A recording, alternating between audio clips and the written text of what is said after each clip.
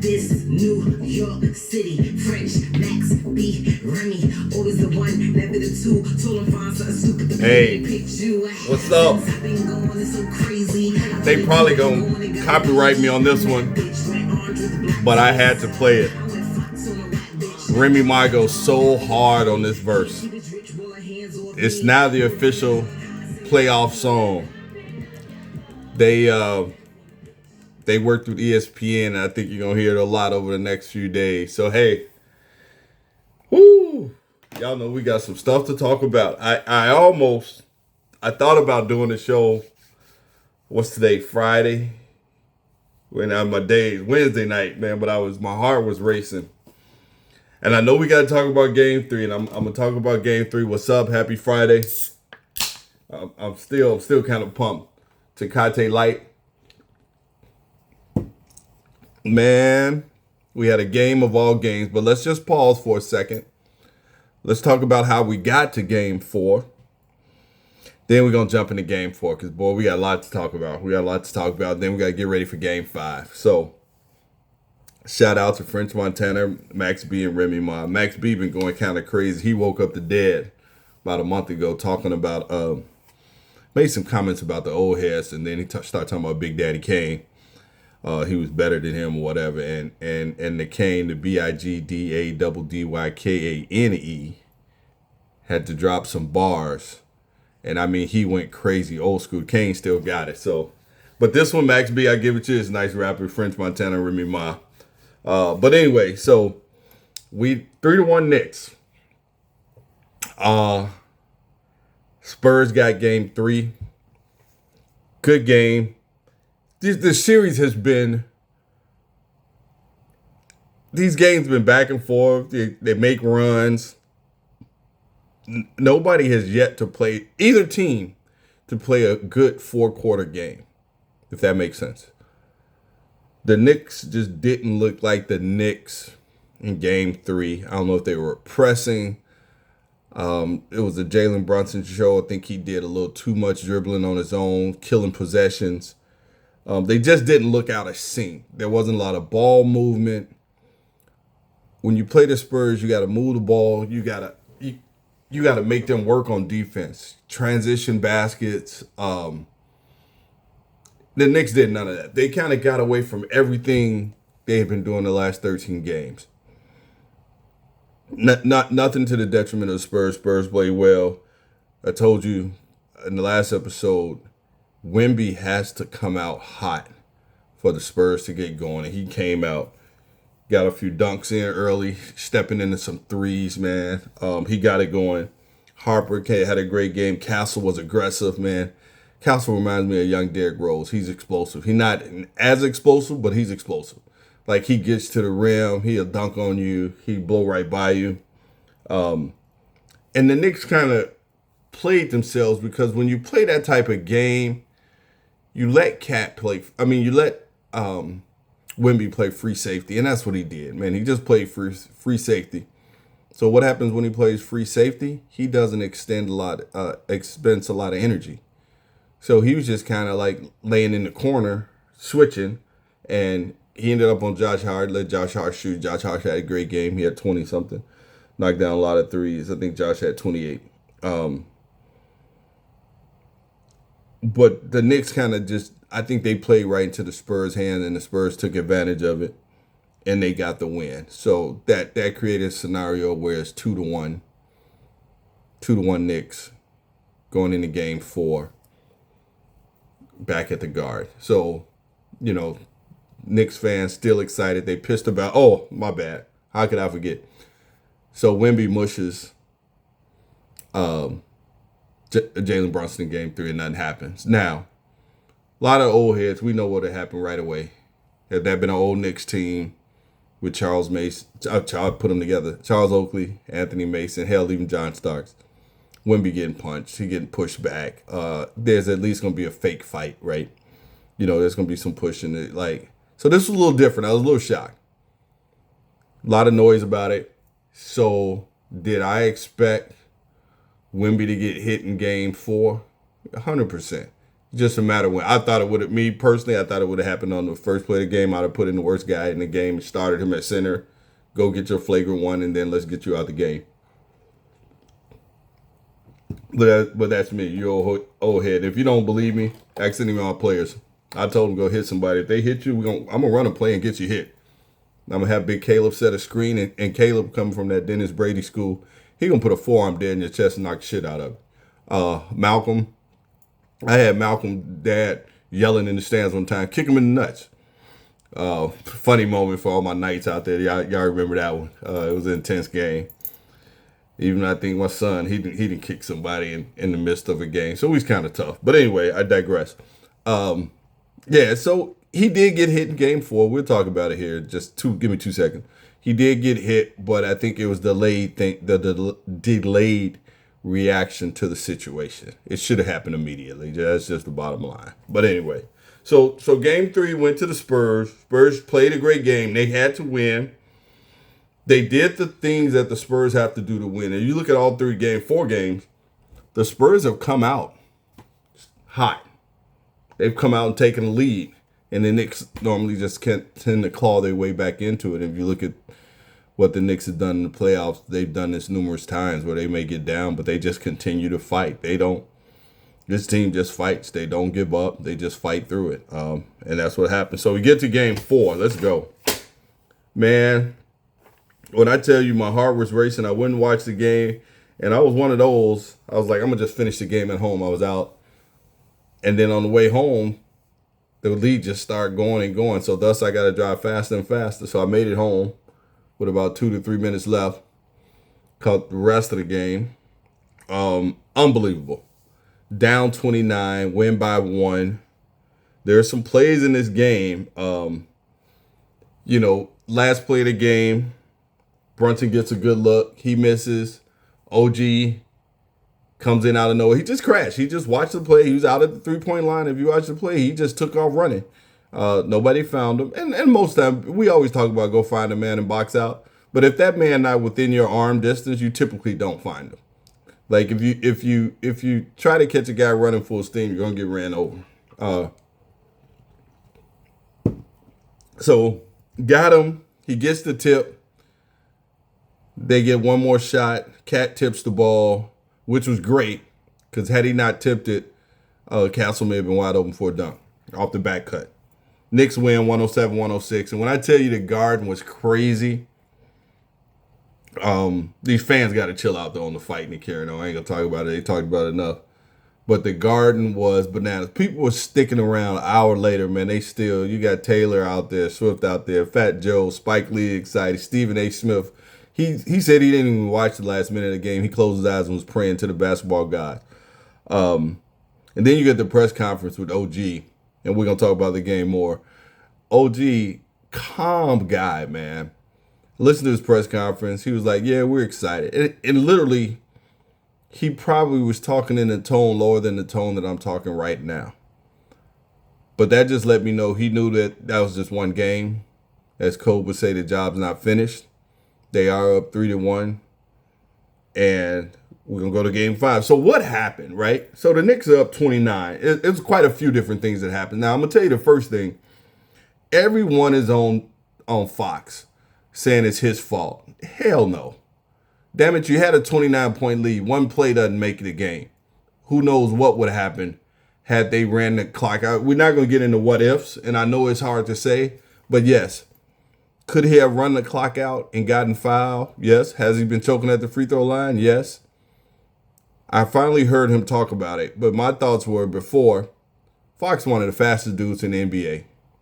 He probably, in his mind, felt, I'm gone. This is a layup. Worst case, I'm going to hit the layup and get fouled. So now we're up 4, right? I think it would have put him up 4. Well, that didn't happen. OG, another great play, man. This cat been playing, hooping. I forgot he's a champion, too, out of Toronto. OG rundown block. It wasn't a LeBron rundown block, but it was definitely just as impactful to the game. So they get the ball back, make a shot. Get off of Fox. Y'all were up 29. So you know what happened? Wemby missed 2 free throws earlier, maybe under less than 2 minutes. You know why he missing free throws? He can't play 40 minutes. Just can't. He hasn't done it all year. He played 44 minutes. If you look at his production in the fourth quarter, he was like 2 for 6. A lot of his shots, he was just slapping at the ball because he's 7'6". He didn't have the energy to go up with both hands and grab a rebound and make a shot. He's fatigued. He's a big 7'6". Your body gets tired. He's fatigued. He's not used to playing those minutes. He missed those 2 free throws. This is on the coach and the coaching staff to rest him. You were up 29. Sit him down. Cat was in foul trouble. Sit him down. Let him rest. And what they were doing were, and coaches have done it. You see that all the time. They went into panic mode when they rested him. And if the Knicks went on any little bit of a run, they throw him back in the game. You gotta trust the guys on the floor to fight that run and to let him rest. But when you're up 29, you sit him and get him 5 minutes of rest. And he just never got any rest during the course of his game, played 44 minutes. And he was gassed in the fourth quarter. He didn't have much in the tank. And it showed. When you start, man, shoot 90% from the free throw line. 1 or 2, but he missed them both. Free throws are about your legs. Late in the game is about your legs and your rhythm. He was fatigued. He tipping shots when he could be grabbing rebounds and going them dunking. He's just swatting and tipping at the ball. Fatigue. You got to figure out Cornette. Like, he got you this far. Don't go away from him now. Trust in him. Give him those minutes. Let him play. He not playing Shaq. Cornette will be fine out there. Let him play. They played a Celtics type game. And that when I say they, I'm talking to the Spurs. They shot the hell out the ball in the first half. They were 14 to 26 from 3 in the first half. They were literally up plus 30 from the 3-point line in the first half. That's your lead right there. That's the game. Well, guess what, guys? You show me a team that shoots 60% out for the game at the 3, I'll show you a championship team. You knew at some point those shots, that's just the basketball world, man, the way the game goes. Those shots are not going to continue to fall. You got to slow down. Some of these shots were early in the shot clock. At one point, they shot like 8 in a row. You got to slow down. And I know Wemby's not a post player, so you don't really have the option of slowing the game down, giving the ball to Wemby in the post. That's just not who he is right now. He doesn't have that part of his game. One, he's not strong enough to stay down there. If he gets there, he can get pushed out. But you got to slow the game down and get a better shot. Eat time off the shot clock. So quick shots turned into Knicks points. For every missed basket, they were scoring 2. They hit a few threes. OG was a 2-man game for the Knicks, right? Cat had some plays, but it was pretty much OG and Action Brunson. And they just kept chewing away at the lead. As you could see it starting in the third. They made a little run at the end of the third. They got it down. Like you always say, if you can get in the fourth quarter and you're under 20 or 15 points, you got a shot to win the game. And this team has done it numerous times now in the playoffs. And they fought through. What am I trying to say? So they just kept fighting. But the Spurs helped them. Spurs scored 30 points in the second half. 30, yeah. I think they had 76 at half. And they ended up with 106. Shots stopped falling. That's part of the game. But when that happens, you got to know how to adjust. And this is where I say some of this is on. And we've been talking about they're beyond their years in their youth and their experience. Well, it's shown here in the finals. They've made plays that were primarily due to their youth. You know, Wemby pointing to his head, he's in their head. No, you're in your own head, son, sometimes. Play the game. Just let the game go. Bad passes, missed shots, bad possessions. Some of this is young coaching, too. Mitch is a young coach. He's going to learn. He's going to get better from this series. And it ain't over. I hate to say it. Even though it's 3-1, Iman Shumpert showed his ring the other day. It's happened before. Who knows? Things go wrong. And I'm not wishing that on the Knicks. But teams have come back from 3-1. Is it going to happen in this series? I don't think so. But who am I? Anything can happen. So they won. 107, 106. Like I said, one of the greatest games I've witnessed. Maybe it was maybe not the greatest game, but definitely one of the greatest comebacks in NBA Finals history. Down 29, like I say, it was just. Had I been in New York, I probably would have been up all night, man. Just the vibe, feeling good. They won. I want to be out there next week. So where does that lead us? So here we stand now. San Antonio has to put that game behind them. You need Pop in the locker room because you just need one of those veteran talks, man. You need Pop. You need them all, dude. I'm just gonna be honest with you. You need everybody in there. These guys are still young. Let them hear from these vets. Your coach is great. He hadn't been there. Let Pop come in and give them a few words, man. Just they will need a little bit of extra motivation for Game 5. I'm still on the fence on where this is going to go. I know what I want to see. I want the Spurs to win, so this can go back to New York, and New York winning Game 6. I picked the Spurs to win. But now I'm just riding New York. The city got so electric, and if you know me, man, I love Chicago #1, New York's #2. No disrespect to anybody else, but New York one of my favorite cities. So I rock with them. So we got Game 5 tomorrow night. The Spurs have actually played well in this series. This could be, you think about it, this could easily be 3-1, right? Wemby hits the shot. He hits that little shot at the end of the game. They don't get the tip. Pause. This could be a different series. So now what happens in Game 5? I think it's automatic the Spurs are going to come out hot. They're at home. The crowd will be behind them. They're back in their conference space. They're going to come out playing well. They have been. So I don't see any reason for that to happen. The question now is, and I didn't talk about this, another reason they got off to a great start. It hasn't happened in a while. Cat got 2 fouls early, and that sort of threw the Knicks off. And Mike Brown was struggling, trying to figure out what to do there, but he figured it out going in the fourth quarter. Shout out to Alvarado. He came in, brought them a lot of energy. He fought hard, played solid. And I didn't even mention, Mitch Robinson did get Wemby back, caught him in the throat, flagrant one, and that's fine. He had to get that one back. That was just for the books, right? Even Jordan Clarkson came in and gave him some good minutes. So they got the speed up, and what was happening, just going back to Game 4 for a second, having another ball handler in there helped Jalen Brunson. And Alvarado played his part, and he stepped up big in the fourth quarter. And we might see a little bit more of that in Game 5 to help him out to keep that offense moving. The Spurs don't have to retool a lot.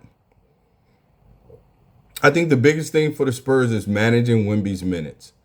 You need him fresh in the fourth quarter.